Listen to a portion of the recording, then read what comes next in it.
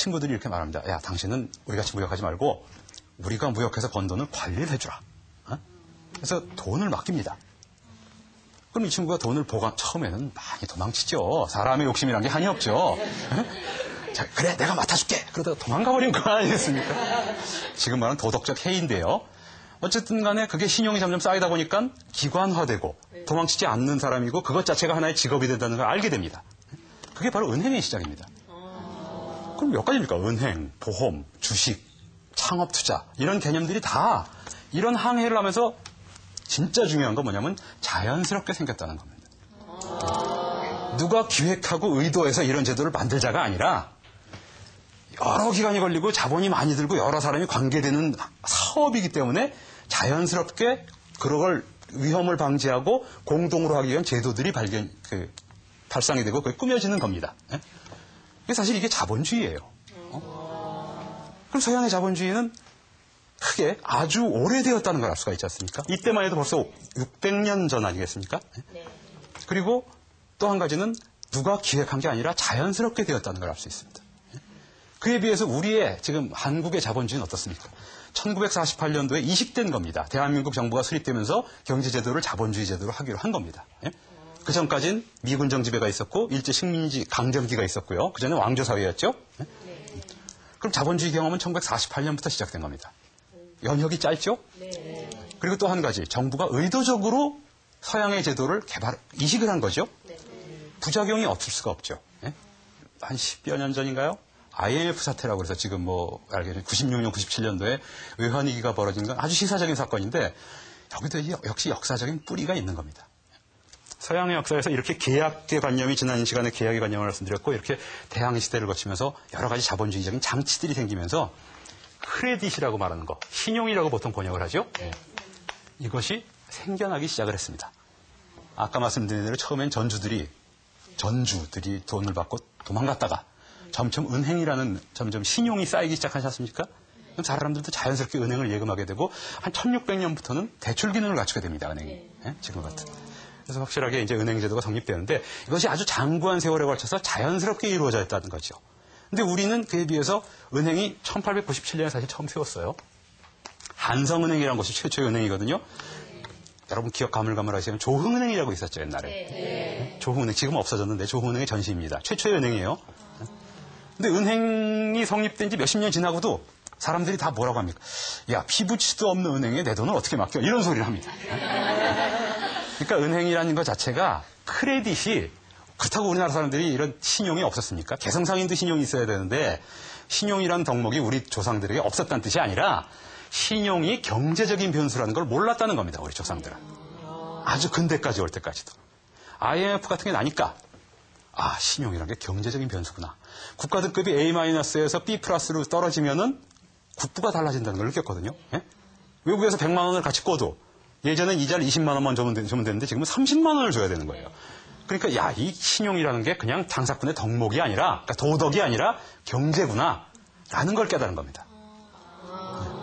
이 근본은 뭐냐면 자본주의라고 말할 때 자본주의 하면 굉장히 어려운 개념 같은데요. 아주 쉽게 말하면 산업자본주의와 상업자본주의가 있습니다. 똑같은 겁니다. 이건 뭡니까? 싸게 만들어서 비싸게 팔면 자본주의입니다. 요건 싼 데서 사서 상업이니까 비싼 데서 팔면 상업자본주의입니다. 이것이 박정희식 자본주의입니다. 우리식으로 말하면, 우리 역사로, 현대사로 말하면. 이건 사실 삼척동자도 이해할 수 있습니다. 이렇게 해서 돈 번다는 건. 또 한 가지 자본주의의 가장 농밀하고 가장 본질적인 부분은 뭐냐면 금융입니다. 이게 크레딧과 관계되는 자본주의예요.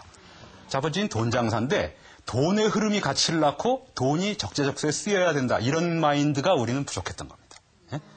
사실 그렇기 때문에 우리 IMF도 맞은 거거든요. 그걸 거꾸로 말하면 아직 자본주의화의 진척도가 덜한 나라는 금융위기가 터질 위험성이 언제나 있다고 볼 수가 있습니다. 아직 우리도 끝난 게 아니고요. 일본 같은 경우 상업자본주의로는 저희적으로는 거의 세계 탑 클래스입니다. 근데 금융자본주의는 안 그래요. 얘도. 그러니까 금융자본주의는 왜 그러냐면 이렇게 창업투자니 보험이니 은행이니 이런 제도가 사회로에선 600년, 700년이나 이런 장구한 역사를 거쳐서 갈고 닦고 성숙화된 과정이 우리에겐 좀 짧은 거거든요. 동양사회는. 그러니까 일본 같은 경우도 금융 마인드는 아직까지 금융이 약합니다. 자, 이런 역사적인 해법이라는 얘기고요. 그만큼 장구한 세월이 걸렸다는 얘기입니다. 자, 그 어떤 자본주의적인 장치들이 다 이런 과정을 통해서 자연스럽게 만들어지고요. 종교개혁은 교회의 힘이 약해지고 사실 이전부터 르네상스 시대부터 12세기에 이탈리아의 볼로냐에서 대학이 처음 생깁니다. 그 당시 명문 대학은 뭐가 기준이었는지 아세요? 왜냐하면 지금처럼 뭐 유능한 강사가 있다거나 이것도 물론 당연히 좋은 저거고 근데 캠퍼스가 좋다? 이거 아닙니다. 뭐냐? 입시 성적이 좋다? 입시도 없었죠. 책을 많이 갖고 있는 것이 좋은 대학입니다. 그만큼 책이 중요했다는 얘기거든요. 여러분 다큐멘터리 필름 보시면은 양피지를 만드는데 얼마나 힘이 드는지 아실 겁니다. 우리 장구 북 만드는 것 같아요. 가죽을 소가죽이나 양가죽을 늘리고 조금 늘리고 말리고 또 조금 늘리고 이래갖고 아주 오랜 공정을 거쳐서 만들어지는데요. 그래서 종이 하나가 한 장이 만들어집니다. 그렇게 귀중한 종이가 만들어졌으니 수도사들이 거기다가 성서나 이렇게 고전들을 필사를 합니다. 정성들의 필사를 하죠. 그래서 몇 년씩 걸려서 책 한 권을 만듭니다. 그럼 그 책값이 얼마나 비싸겠습니까? 대학에서 책을 가지고 있다는 것 자체가 중요합니다. 명문대학입니다. 그렇다는 얘기가 우린 중세를 기독교 시대라고 알고 있는데 기독교 성서도 책입니다. 기독교 성서도 그렇게 비싼 과정을 통해서 만들어집니다. 그러면 성서를 가질 수 있는 사람들이 얼마나 되겠습니까? 제가 생각하기에는 아마 중세를 기독교 시대라고 하지만 그럼 유럽 사람들 전부 기독교도다 그래야겠죠? 제가 보기엔 99%는 성경을 읽지 않은 기독교도예요. 우선 성경을 물리적으로 볼 수가 없습니다. 너무 비싼 책이니까. 그리고 물리적으로 구할 수 있어도 라틴어를 읽을 수가 없습니다. 성경은 원래 신의 말씀이라고 그러지만 신의 말씀을 채록한 거죠. 정확히 말하면. 신의 말씀을 먼저 히브리어로 채록을 하고 히브리어에서 라틴어로 번역을 하고 라틴어로 번역이 된 성서가 중세 내내 쓰였습니다. 그럼 라틴어를 읽을 수가 없습니다. 보통 사람들은. 그러니까 당연히 성서를 줘도 못 읽죠. 그러니까 성경은 기독교라고 그래야 그럼 성경을 어떻게 접합니까? 교회가 해석합니다. 그래서 교회의 힘이 막강했던 겁니다. 교회가 성서를 독점하고 있습니다. 물리적으로도 독점하고 있고 해석상의 권한을 가지고 있습니다. 그런데 이것을 깨준 게 바로 인쇄술이에요. 구텐베르크가 1450년 15세기 중반 정도에 인쇄술을 발견해서 이 사람 장사꾼입니다. 인쇄술을 발견해서 제일 처음에 면죄부를 찍습니다. 그 다음에 베스트셀러를 찍습니다. 베스트셀러가 뭡니까? 바로 성서죠. 성서를 찍습니다. 양피지로 종이를 만드는 것보다 그리고 글자를 필사하는 것보다 훨씬 싸게 제작할 수 있습니다.